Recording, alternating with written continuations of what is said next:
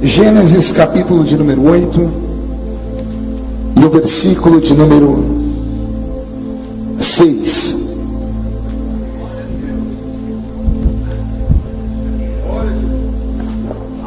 Quem encontrou, diga amém. Se alguém não encontrou, peça socorro. Se não achar Gênesis, tem que aceitar Jesus de novo, né? Está escrito assim: e ao cabo de 40 dias abriu Noé a janela que fizera na arca, soltou um corvo, o qual, tendo saído, ia e voltava, até que secaram as águas de sobre a terra. Depois soltou uma pomba para ver se as águas já teriam minguado da superfície da terra. Mas a pomba, não achando onde pousar o pé, tornou a ele para a arca, porque as águas cobriam ainda a terra. E Noé, estendendo a mão, tomou-a e recolheu consigo na arca. Esperou ainda outros 7 dias e de novo soltou a pomba para fora da arca. À tarde ela voltou a ele e trazia no bico uma folha nova de oliveira. E assim entendeu Noé que as águas tinham minguado sobre a terra. E então esperou ainda mais 7 dias, soltou a pomba, ela porém já não tornou mais até ele. A igreja diz amém? Feche a Bíblia, coloque no banco, na cadeira, pegue na mão da pessoa mais perfumada do seu lado. Ainda dá tempo. Aperte a mão dele ou dela com carinho até eles falarem aleluia. Pentecostal que não faz barulho está com defeito de fabricação, não é? Vamos orar. Pai, nós te exaltamos, nós te glorificamos, e nós entendemos que dentro de alguns minutos e este ambiente ficará pequeno para o tamanho da glória que o Senhor vai mandar do alto dos céus. Os que vieram tristes começarão a saltar de alegria. Os que vieram se arrastando não voltam se arrastando para casa. Hoje voltarão voando nas asas de um novo tempo.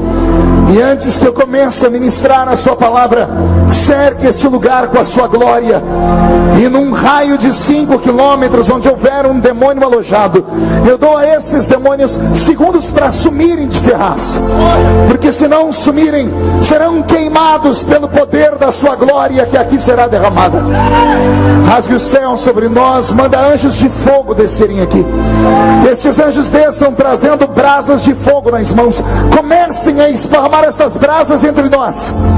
E onde houver um crente cheio do Espírito Santo, pega ele nesta noite, Jesus, e mostra o caminho da verdadeira e poderosa adoração. Fala conosco, fica conosco, é o que eu te peço agora e sempre. E toda a igreja diz amém. Os que podem, tomem o seu assento aplaudindo a Jesus, porque Ele é bom. Eu pedi a Deus uma palavra para hoje, e a palavra que o Senhor me deu é uma palavra simples, mas é uma palavra carregada de revelação. Eu li um texto tão antigo quanto antiga é a Bíblia, lá no capítulo 8 do livro do Gênesis. Li sobre a velha e sempre contada história da Arca de Noé.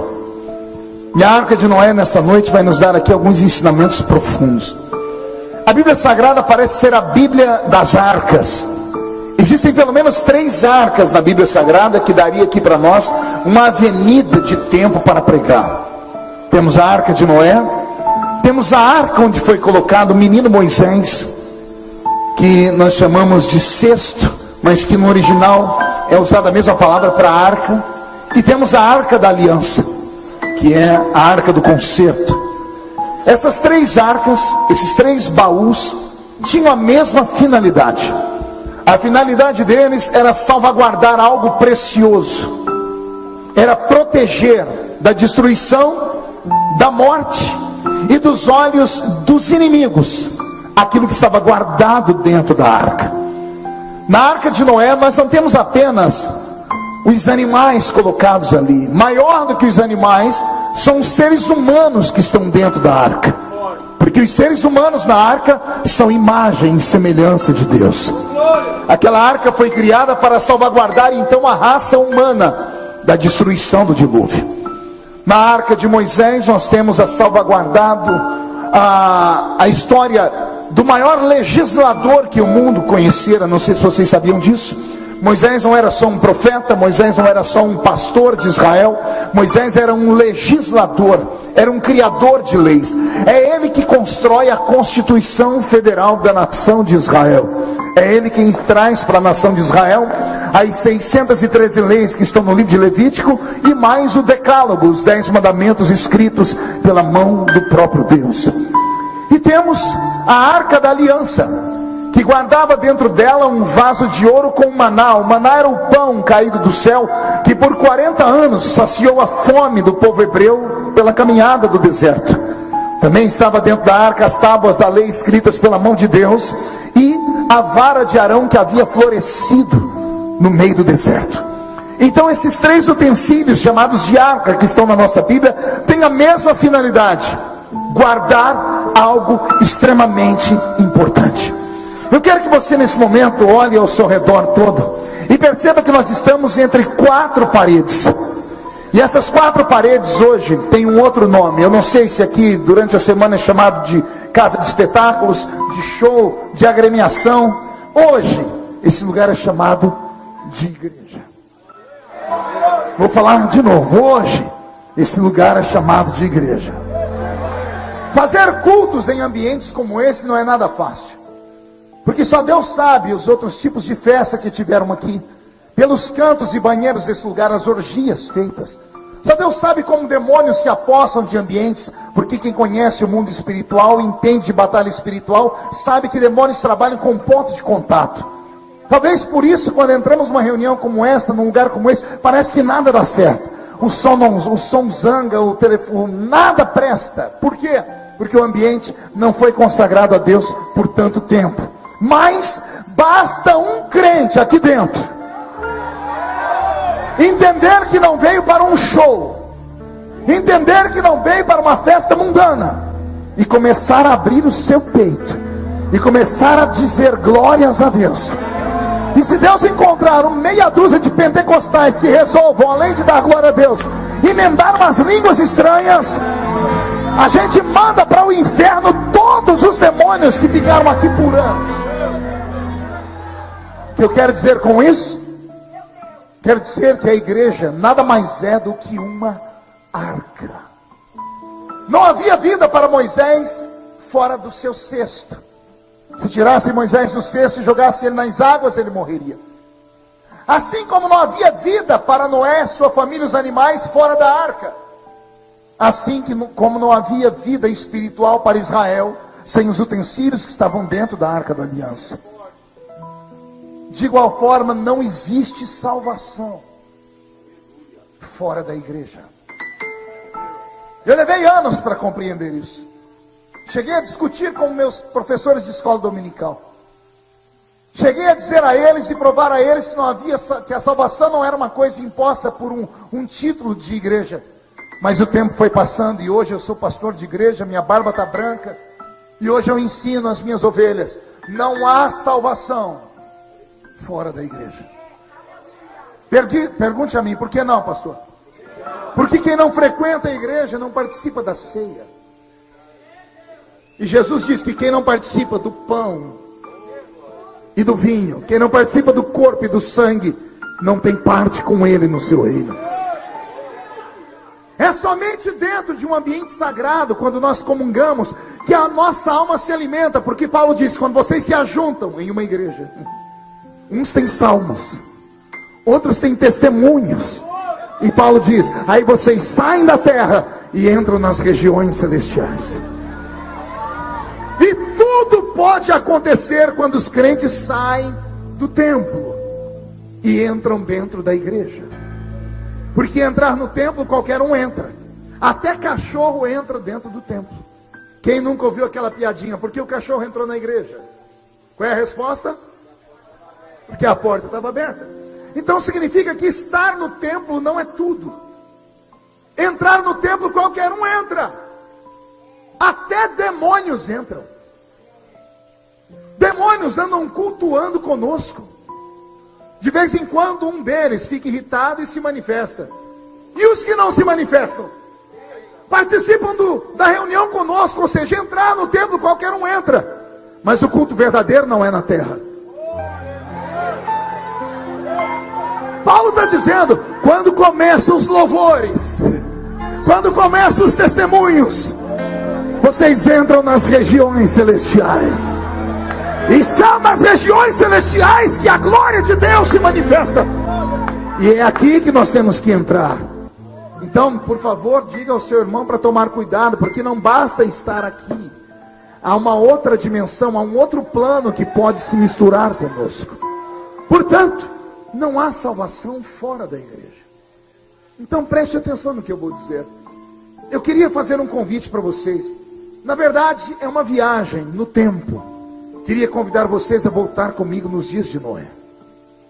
Queria que você observasse o mundo perdido, onde homens só sabem comprar, vender, casar, beber, comer e dar-se em casamento. Numa época em que a Bíblia diz que houve uma degeneração da raça humana. E eu não tenho tempo para falar sobre isso aqui, porque isso aqui é muito complexo. Porque a Bíblia Sagrada diz que houve uma corrupção do gênero humano. E quando falamos de gênero, falamos de sexualidade. Gênero masculino, gênero feminino. E agora querem criar a ideologia de gênero. Ou seja, ninguém nasce nada. Você é um ser amorfo e você é uma construção social. É o futuro que vai dizer se você é homem, se você é mulher, se você é uma pedra, se você é um cachorro. Houve uma corrupção do gênero humano na época de Noé. Então Deus disse a Noé: faça uma arca. Entrou Noé e mais 7 pessoas. Noé, a esposa, Sem, Cão e Jafé, seus 3 filhos e as 3 noras. 8 seres humanos. Quantos seres humanos? E junto com eles um par de todos os animais que caminhavam, rastejavam e voavam sobre a terra. Eu fiz um cálculo bem pequeno. De acordo com o número de animais conhecidos de grande porte que nós temos no mundo presente, o que houve há 100 anos atrás, há 200 anos atrás, porque eu não sei se você sabe, com o passar do tempo, algumas raças de animais deixam de existir, são levadas à extinção, outras nascem. Há algumas evoluções na raça humana, animais acabam copulando com outros animais e nascem animais diferentes. Então, desde que o mundo é mundo, foi assim. Um cálculo rápido, eu cheguei a um cálculo de quase 4.000 pares de animais na época de Noé. Todos colocados dentro de uma barca que nós chamamos de arca, uma arca que era quase um navio. Tinha 4 andares. As dimensões estão na Bíblia Sagrada. Quando você tiver curiosidade, vá lá, leia e calcule. E você vai ver a arca que Noé fez. Algumas coisas na arca me chamaram a atenção. Pergunte o que, pastor? Aquela arca só tinha uma janela. No 4º andar dela. É o que está escrito na palavra. Parece que Deus mandou ele fazer um lugar extremamente lacrado, fechado, só com uma porta e uma única janela. Não sei se para as aves não fugirem, não sei. Deus disse que era para ter somente uma porta e uma única janela no 4º andar. Dentro da arca estão 4.000 pares de animais. 4 vezes 2, no mínimo 8.000 animais. Esses animais não ficavam dormindo dentro da arca, como apareceu naquele filme mentiroso de Hollywood. O filme Não É. Quem assistiu o filme Não É? É o Noé. A mulher de Noé pegou uma droga, uma espécie de maconha forte, incensou toda a arca e os animais dormiram. Só que a Bíblia Sagrada diz que eles ficaram dentro da arca 1 ano. Nenhum ser vivo fica 1 ano sem beber água e sem comer comida. Então aquilo é mentira. Aquela arca, dentro dela haviam jaulas, haviam gaiolas. Os animais eram colocados em pares ali, separados. Se esses animais estavam dentro desta arca, e tinham dentro dessa arca 8 seres humanos, esses 8 seres humanos tinham que se desdobrar. Pergunte para quê? Alimentar os animais, dar água aos animais.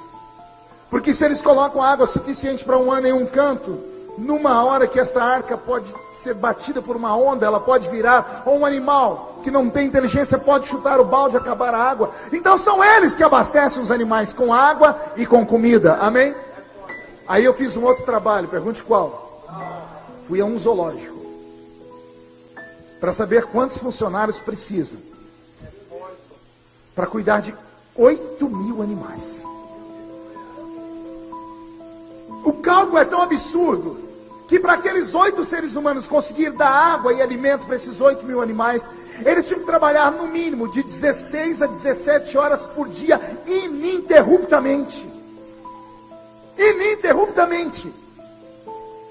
Só para colocar água e comida por dia, durante um ano.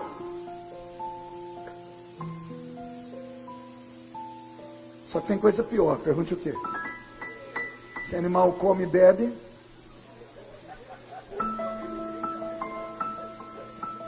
ele defeca e urina. Vamos lá? Além de trabalhar muito, eles tinham que, 2 opções: ou deixa a arca virar um inferno e deixa os excrementos ficar lá, isso acumulando por um ano, ou eles têm que se desdobrar e trabalhar para limpar a arca. E só tem um problema, pergunte qual? Só tem uma janela no último andar. É trabalhar no primeiro andar, no segundo, no terceiro, no quarto, catar as fezes num saco, subir as escadas, ir lá pela janela, jogar e descer.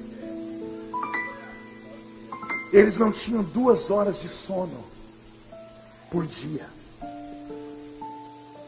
Mas tem coisa pior do que aguentar ter que trabalhar com as fezes. Pergunte o quê? Você não dá conta de ficar num lugar que tem urina demais, porque a urina não tem como tirar. A urina impregna na madeira da arca, e você está num ambiente fechado onde só tem uma janela. Então vem cá, faça comigo aqui um pensamento rápido. A arca não é o lugar da salvação? O lugar da salvação não tem que ser um lugar tranquilo e de paz. Não tem que ser um lugar puro e limpo. Mas a arca da salvação era o lugar mais sujo que tinha. Era um lugar que tinha fedor. Era um lugar que tinha trabalho pesado. Porque a salvação tem um preço. A nossa foi paga com o sangue de Jesus na cruz. Por quê? Porque Deus sabia que nós não daríamos conta de pagar o preço pela salvação. Noé e a família, 1 ano a fio, quase não deram conta de pagar o preço dentro daquela arca. Trabalho, mexer com sujeira, suportar o mau cheiro. Mas tem coisa pior do que tudo isso. Pergunte o quê? Você ficar 1 ano trancado no mesmo lugar que está a sua sogra. Você não entendeu. Imagina você ficar no mesmo lugar com a sua sogra o ano inteiro. Não tem como fugir da velha. Não, minto. Tem como fugir sim. Pergunte para onde. Escolhe uma jaula. Vai lá, sente. Fique lá com a girafa. Fique lá com o boi, com o macaco. Ou com a parente da sogra, a jararaca. Fica lá. Mas tem coisa pior do que suportar a sogra o ano inteiro. Pergunte o quê? Aguentar a cunhada. Aguentar o cunhado. Aquele que fica pedindo roupa emprestada e quando devolve tudo manchado, rasgado. Chega de bicão na hora da... Você sabe do que eu estou falando. Aguentar a família num ambiente fechado. Vocês não vêem o Big Brother? Eles não dão conta de ficar 3 meses enjaulados juntos. Começa todo mundo numa boa. Dá 15 dias, você quer distância. A pessoa prefere conversar com a parede do que com o ser humano. Imagine ficar trancado dentro da arca 1 ano a fio. Com todas as coisas que eu falei. Imaginou? Se você vivesse naqueles dias, você gostaria de estar dentro ou fora da arca? E diz aí, você tem só 2 opções: dentro ou fora. Não ouvi? Mesmo sendo tão difícil? Então por que você não suporta às vezes ficar na igreja?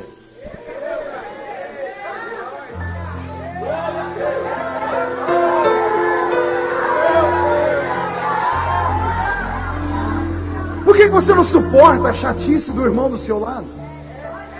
Por que você não suporta saber que o líder, a líder, aquela pessoa que pregava e cantava, escorregou e tombou? Por que você não tem condição de estender a mão para levantar ela? Você esqueceu de onde você veio? Você esqueceu qual é a sua estrutura? Será porventura que Jesus te salvou porque você é um super-homem? Ou porque a senhora é uma mulher maravilha? Será que ninguém nunca vai errar na vida? Por que usamos a nossa língua às vezes como uma... que tem língua que é maior que a minha gravata, para matar as pessoas? As pessoas não entendem que igreja não é um lugar de se julgar pecadores. A igreja é uma arca. O Senhor não escolheu você porque você é bonito. O Senhor não escolheu você porque você é perfeito. Foi exatamente pelo contrário. Igreja não é um ajuntamento de santos como pregam os nossos antigos pais. Não. Igreja é igual a curva de rio. Tudo que não presta para aqui dentro. Você está achando que eu estou mentindo? Olha para a pessoa do seu lado esquerdo e do seu lado direito. Dá uma olhadinha nela assim. Ah, se você tivesse o dom da revelação. Ah, se você tivesse a visão de raio-x, para saber quem é essa criatura que está aí do seu lado agora, bonita, enfeitada, com essa roupa de crente, essa roupa de ver Deus. Se você soubesse o que essa criatura apronta durante o dia, o que ela faz da calada da noite nos Facebooks da vida, nos WhatsApps da vida.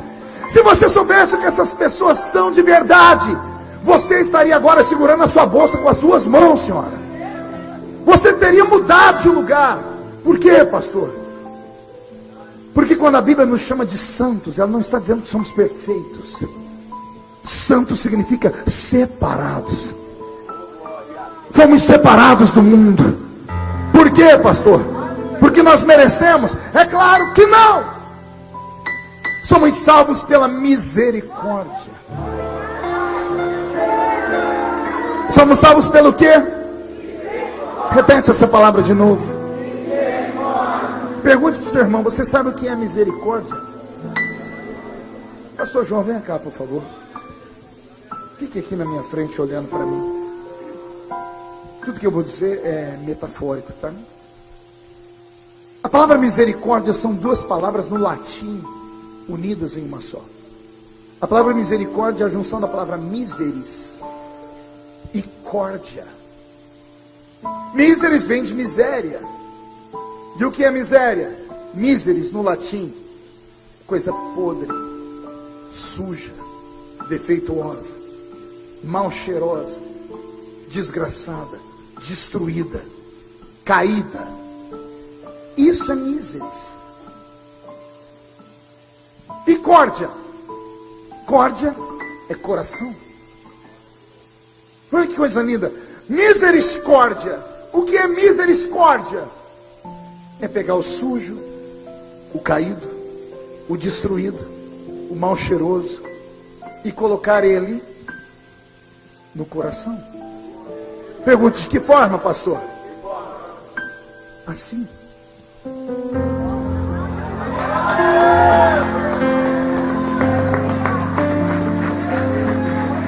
Misericórdia é um abraço. 90% das pessoas, quando abraçam, é peito esquerdo com peito esquerdo, coração. Então isso é misericórdia. Fomos salvos assim. Ele nos viu caído, sujo, miserável, e Ele guardou a gente dentro do coração dele. Obrigado. Isso é a salvação.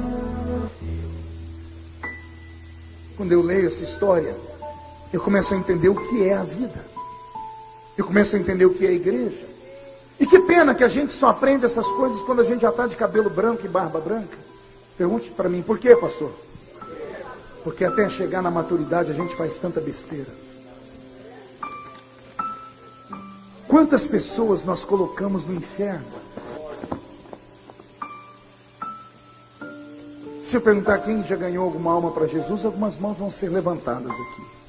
Mas se eu perguntar quem já jogou uma alma no inferno aqui, eu acho que só eu terei coragem de levantar a mão. O pastor também não. Você sabe o que é jogar uma alma no inferno? E se tornar uma pessoa como eu me tornei? Conhecido no mundo inteiro. Levei milhões de pessoas aos pés da cruz. Milhões. Não foram milhares, foram milhões. Eu tenho 30 milhões de DVDs esparramados em 3 idiomas pelo mundo. Alguns dublados em inglês, espanhol e português. CDs, VHS, livros. E de vez em quando eu vou orar, eu falo: Senhor, te agradeço por ter me dado a chance de ter levado o seu evangelho a milhões de pessoas. De vez em quando eu escuto uma voz assim: você ganhou milhões, mas tem 2 almas que você me deu de presente. E o meu semblante descai na hora. É uma dor que não tem cura. Eu era líder de juventude recém-assumido, e a minha igreja tinha 2 meninas que eram só Jesus na causa. As 2 meninas iam para a balada todo sábado à noite. Só que não era na nossa cidade, que era pequena, elas iam para outra cidade. Todo mundo sabia, mas ninguém tinha prova. E detalhe, pense em 2 meninas que nunca perdiam escola dominical. No sábado à noite, uma dizia que ia dormir na casa da outra. As mães não tinham telefone, acreditavam. As 2 saíam, iam para a rodoviária, pegavam um ônibus e iam para uma cidade perto.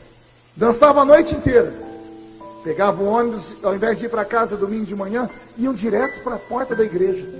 A gente chegava às 7 horas da manhã, domingo, na porta da igreja, estavam as 2 sentadas lá. E todo mundo sabia que as meninas levavam uma vida dupla, mas não tinha provas, o pastor não podia fazer nada. Eu assumi a mocidade, inteligente, pensei, juntei um grupo de caça-pecadores.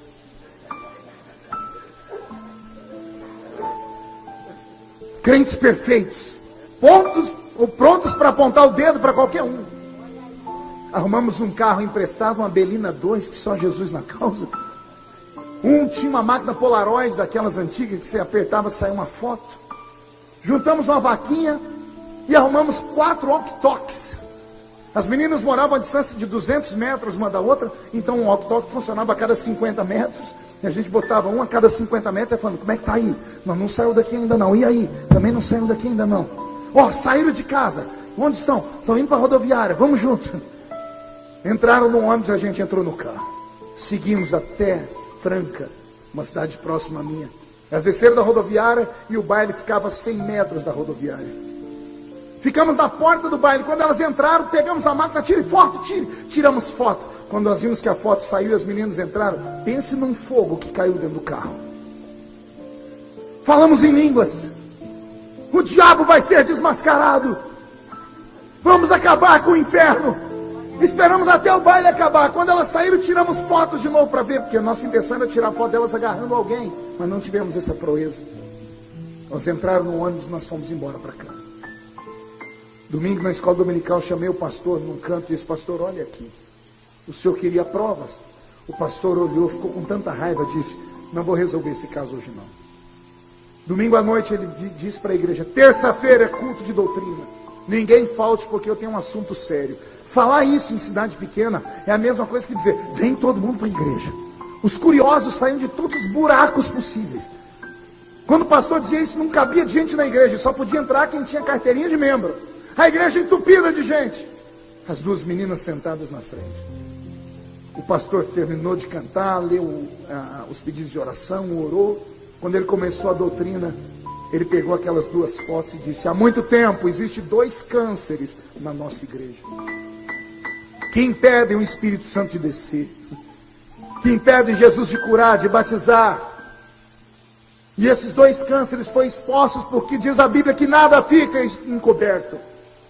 Eu tenho aqui a prova, 2 fotos de 2 moças, que todos os finais de semana são como Jezabel. E o pastor chamou o nome da mãe das 2. Aquelas irmãzinhas simples, de círculo de oração, de coque na cabeça. Quase infartaram. O pastor expôs as irmãs na frente da igreja. Fez as fotos passar na mão do presbitério. Graças a um grupo de homens e mulheres que temem a Deus, nós temos essas fotos. E o pastor rezou um sermão, mas tão bravo. Chamou as meninas. Ele proibiu a igreja de dar a paz do Senhor para elas. Vocês estão excluídas por um período indeterminado. Só que o pastor não tem poder de exclusão sozinho, ele precisa do quórum da igreja. Eu preciso colocar em votação. Quando a igreja inteira levantou a mão e disse amém, após a oração, nós abrimos os olhos para ver as meninas. Cadê elas? Um diácono disse que na hora da oração elas saíram chorando. Eu pensava que aquilo ia me trazer alegria. Eu não consegui dormir aquela noite, não dormi a noite seguinte, não dormi a noite seguinte. Comecei a perceber, ou pensar se eu tinha feito as coisas certas ou erradas. Um ano se passou e aquilo não saiu da minha cabeça. Até que eu precisei de misericórdia. Só entende de misericórdia quem precisa dela. Anote isso na sua alma. Só sabe perdoar quem já foi perdoado. Eu já visitei essas meninas mais de 3 vezes. Na primeira vez me trataram com desdém. Na segunda nem me receberam. Na última vez, eu saí da casa delas e sentei no meio fio da calçada e chorei. Passaram-se 3 anos. Uma delas tinha 3 filhos, um de cada pai. A outra juntou os panos com um traficante. E as duas parecem que combinaram, porque me receberam e falaram a mesma coisa. Disseram assim: eu era fraca, mas eu ia na igreja. A gente voltava dos bailes, sentada no ônibus, falava uma para outra chorando: um dia nós vamos firmar. Jesus vai ajudar a gente. Mas você não deixou, Marco. Você expôs a gente, a nossa família. Você sabe o estrago que foi na nossa casa. Você sabe a situação da saúde da minha mãe, para onde foi. E me expulsaram da casa delas. E eu carrego esse peso na minha alma. E eu não queria que ninguém carregasse isso. Quando entrar na igreja, entenda que você não está no programa Ídolos, onde eles selecionam os melhores. Se fosse para escolher os melhores, nenhum de nós estaríamos aqui. Só estamos aqui porque não valemos nada. Só estamos aqui porque se Ele não cruza o nosso caminho, estaríamos mortos. Só estamos aqui porque a porta da arca se abriu e nós entramos. Quando Deus viu o pecado do nosso pai, o primeiro deles, Adão, Deus desceu no jardim e fez uma pergunta a Adão. Quem lembra a pergunta? Eva comeu a fruta, deu a fruta para Adão, Adão comeu a fruta, e Deus chegou de tarde. E Deus fez qual pergunta? Aonde? Deus sabia onde ele estava, sim ou não? Pois bem, se Deus sabia, por que ao invés de fazer essa pergunta, Deus não faz outra? Pergunte qual? O que você fez?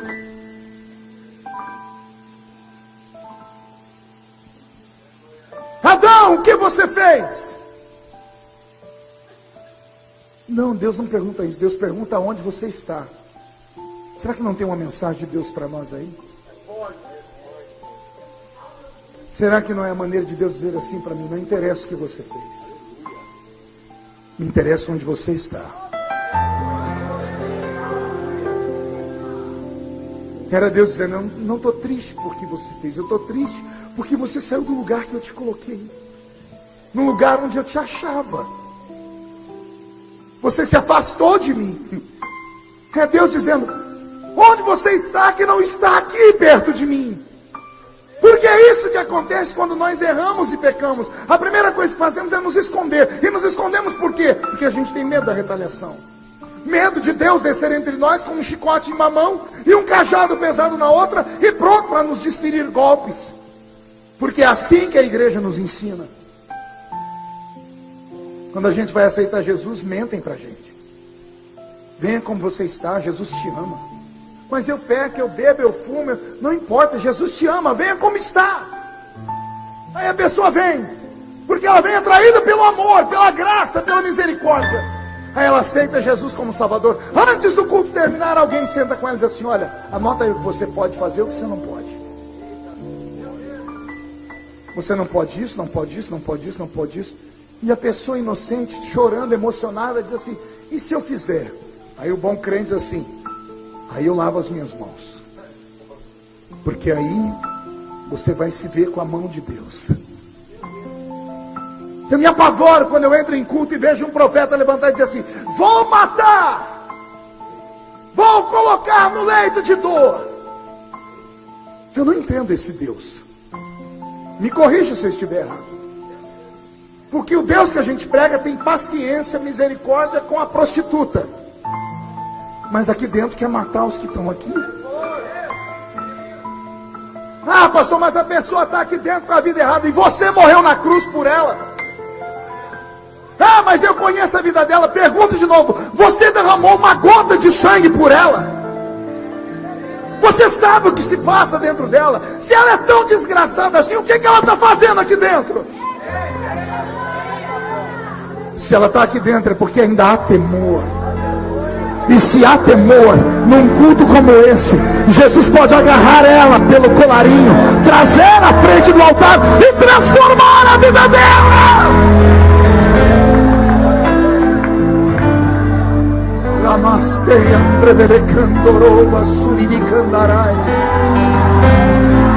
Deus está aqui.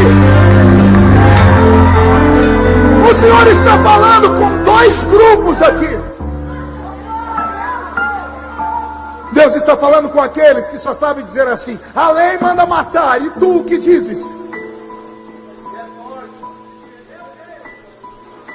E Deus está falando com a outra turma que não pode falar nada. Pergunte por que não pode falar nada. Porque foi pego no ato do adultério, foi arrastada à beira da praia. Você já estudou essa história da mulher adúltera? A mulher foi pega num prostíbulo.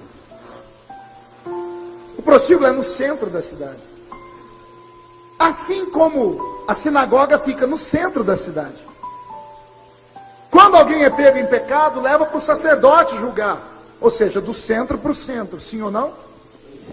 Só que pegaram ela tão cedo, disseram assim: não, a morte para ela é pouco.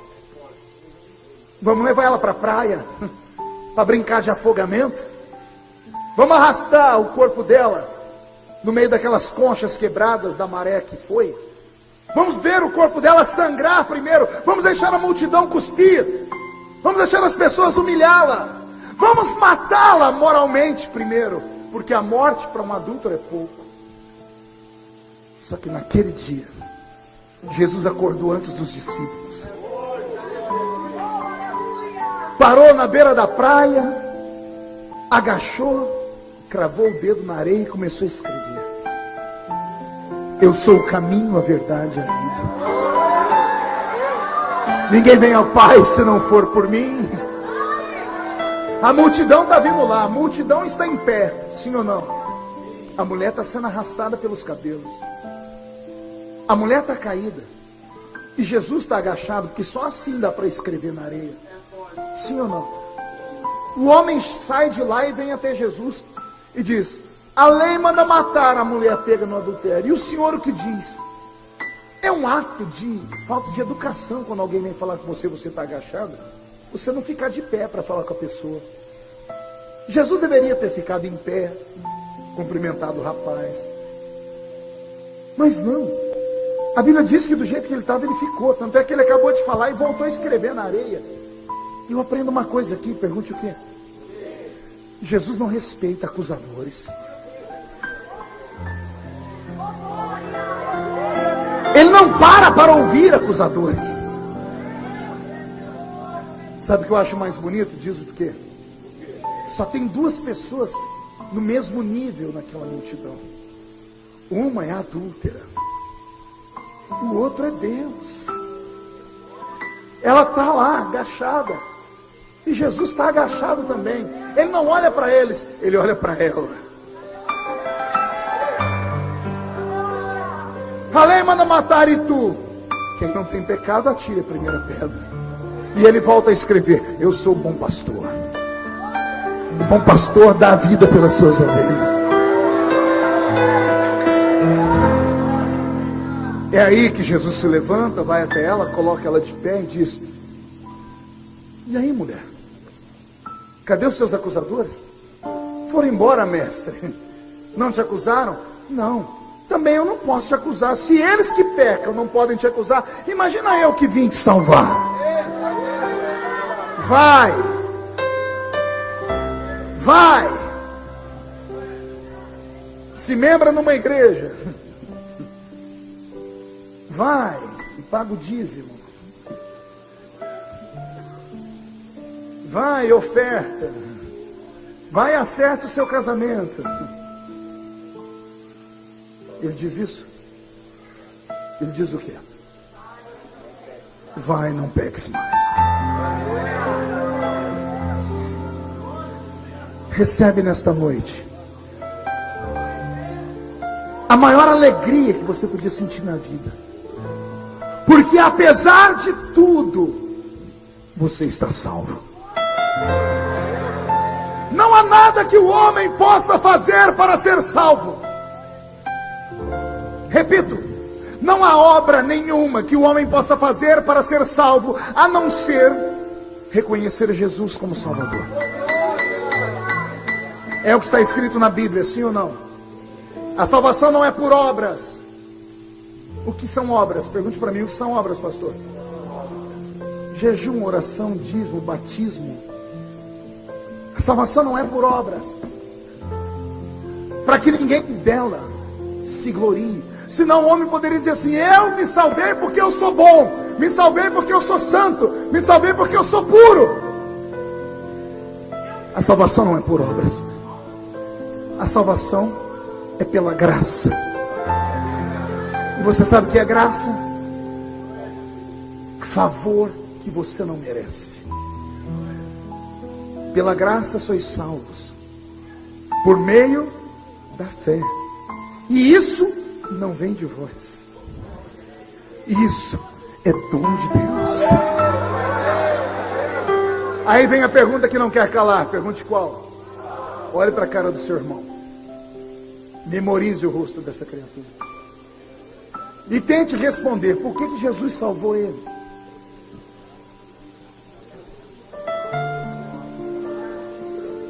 Alguém tem resposta? Não tem. A salvação é um presente. Ele foi com a sua cara.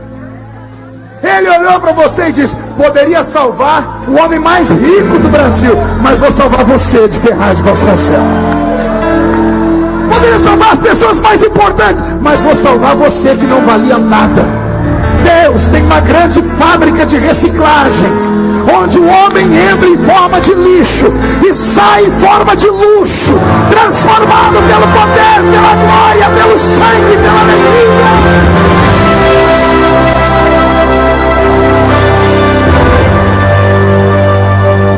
Se alegra. E eu parto para o encerramento,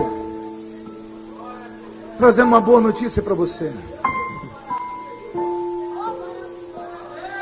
A boa notícia vem em forma de história.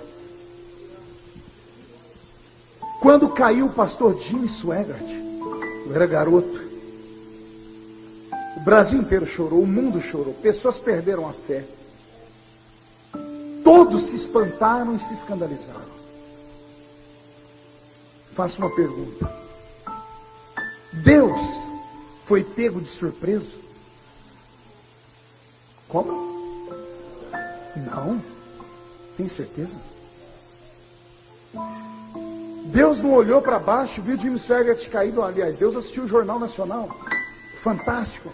E quando ele viu lá a notícia, caiu Jim Swaggart, Deus botou a mão na cabeça e gritou: ai meu eu. Entenderam aí? Para entender o pastor tem que ser inteligente.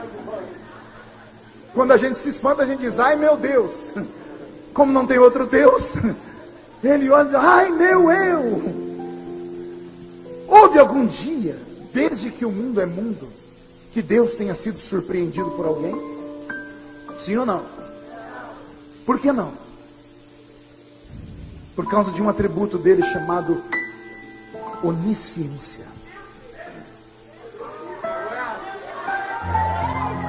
Calma, vocês vão, daqui a pouco vocês vão gritar de verdade. Acompanhe meu raciocínio. Se Deus sabia que Jimmy Swaggart ia cair, Deus poderia ter impedido. Pergunte de que forma? Não deixando ele ser pastor. Porque se ele não fosse pastor, ele teria tido uma vida comum, ia trabalhar 8 horas por dia no serviço dele, e se caísse, quem ia ficar sabendo era ele, a mulher dele, a família dele. Não dava prejuízo para a igreja? Sim ou não? Se Deus sabia, por que Deus apostou nele? Eu me emociono quando eu falo isso, porque é só entendendo isso que você vai compreender por que Deus ainda te usa. Você acha que nessa plataforma aqui só tem anjos e anjas? Deixa eu falar com os pastores aqui. Vocês já imaginaram se Deus hoje resolvesse pregar uma peça na gente, Elias? Abrisse essa cortina, transformasse essa parede numa tela de cinema e falasse: eu vou mostrar para todo mundo quem você é de verdade. Vou mostrar suas fraquezas, o seu espinho na carne. Ia ter gente que queria abrir um buraco no chão e se esconder, porque Deus não nos usa por perfeição. Eu também não sei o que Ele viu em mim, eu também não sei o que Ele viu em você, mas uma coisa é certa: Ele viu o que nós não vimos, e Ele nos amou assim mesmo.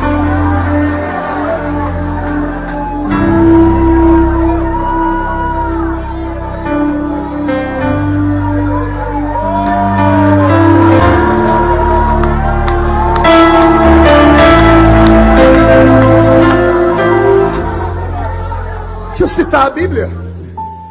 2 Coríntios 12, pastor Roberto Marinho. Paulo resolveu confessar a Deus: miserável homem que eu sou, quem me livrará do corpo dessa morte? O bem que eu quero fazer não faço, o mal que eu não quero faço todo dia.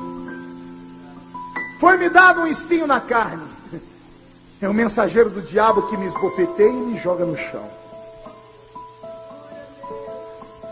O apóstolo Paulo ensinou uma coisa que ele não deu conta de viver. Pergunte o quê?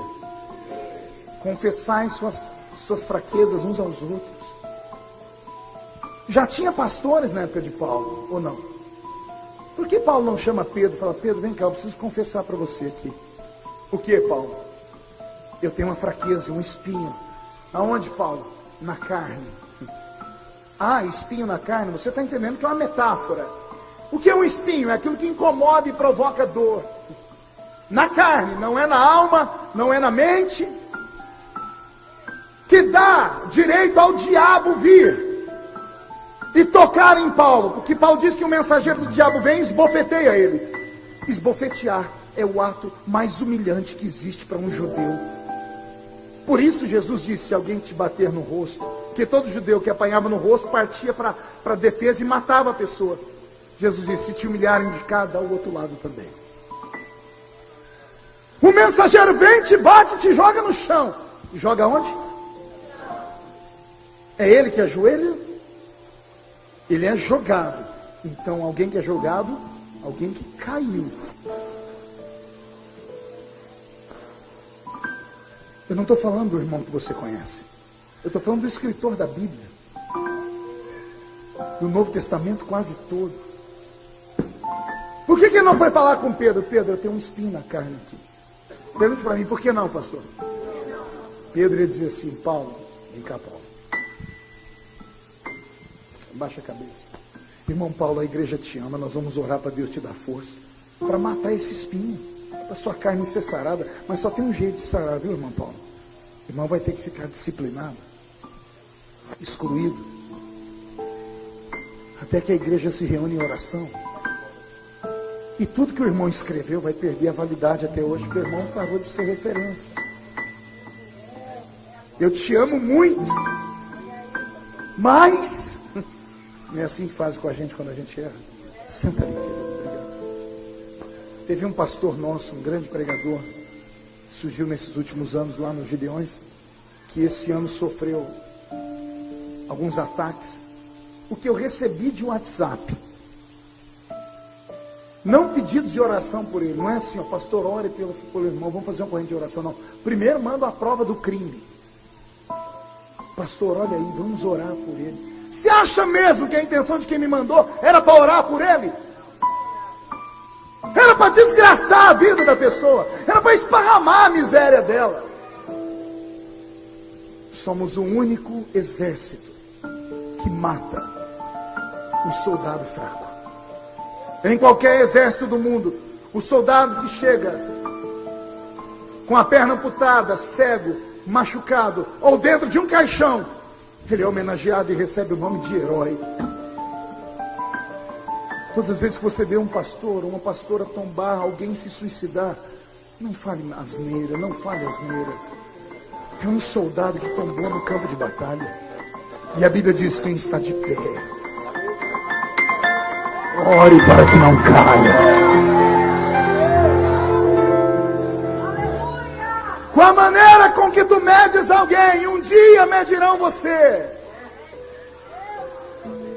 Se agires de misericórdia, terão misericórdia de ti. Se fores a ferro e fogo virão contra ti. Anote o que eu estou dizendo. Porque plantar é uma opção, colher não. Colher é obrigação. Receba nesta noite um abraço do seu Deus, que te trouxe hoje aqui para te dizer: que bom ver você aqui.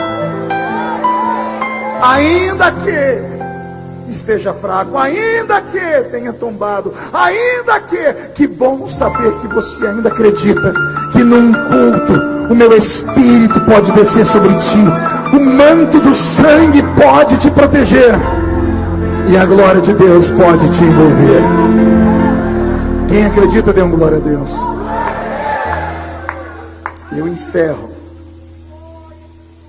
contando uma história que há muitos anos atrás, quando eu era jovem na igreja, eu ouvi cá no interior de São Paulo. Havia uma irmã, e essa irmã era estéril, e a esterilidade dela deixava ela muito triste. Então ela passou a fazer consagrações, campanhas, jejuns. Ela implorou, bateu na porta, espancou a porta do céu, até a porta abrir. Nasceu um filho, consagrou o menino na igreja, mas houve um tempo em que ela perdeu o menino para o mundo. O menino se tornou um terror no interior de São Paulo. Foi preso, e a mãe foi visitá-la, uma mãe da Assembleia de Deus, de coquezinho na cabeça, simplesinha. Ela agarrou a mão do filho pela sala e disse: eu não admito ver você aí, porque você é fruto de oração. E ela contou a história: eu era estéril, Jesus me deu você. Só que ele estava tão endemoniado que ele chamou a mãe perto da sala e disse: então quer dizer que eu nasci por culpa da senhora, da sua oração? Ele diz: então chega aqui para eu lhe dar um beijo, mãe. Ao invés de beijar, ele agarrou o rosto da mãe, mordeu e arrancou um pedaço do rosto dela. A mãe nunca mais voltou na prisão. Passaram-se 15 anos. O evangelho entrou dentro da prisão e Jesus salvou ele, de verdade. Ele se converteu tanto que mudou o estilo de vida dele lá dentro, ao ponto dele ganhar o indulto para no final do ano ir para casa visitar a mãe. Então, sabendo do indulto, ele mandou uma carta para ela 15 anos depois, dizendo: mamãe, eu vou visitar a senhora, e eu sei que o mal que eu lhe fiz é muito grande, que a senhora tem uma cicatriz no rosto, não sei se a senhora foi capaz de me perdoar, mas eu estou firme com Cristo agora. Eu vou pegar um trem, e o trem vai passar perto da cidadezinha, e a senhora mora naquele sítio ainda. O trem vai passar pelo sítio antes de chegar na estação ferroviária. E quando passar pelo sítio, eu preciso de um sinal que a senhora me perdoou. Amarre um lenço branco naquela mangueira, de forma que quando eu passar pelo trem, eu veja o lenço e vou saber que a senhora me perdoou. Chegou o dia de Natal, ele pegou o indulto, pegou o trem. Quando ele estava chegando próximo do sítio, ele começou a orar, diz: Deus, se minha mãe me perdoar, eu entendo. Quando ele olhou para a mangueira, ele tomou um susto.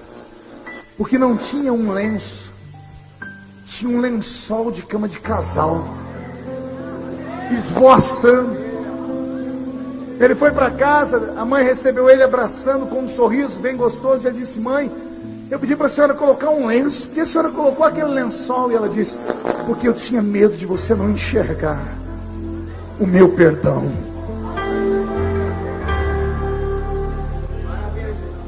Assim é Deus. Nesta noite de festa, numa programação de rádio, onde temos aqui muitos cantores levitas de primeiro mundo, eu sou um pregador pentecostal.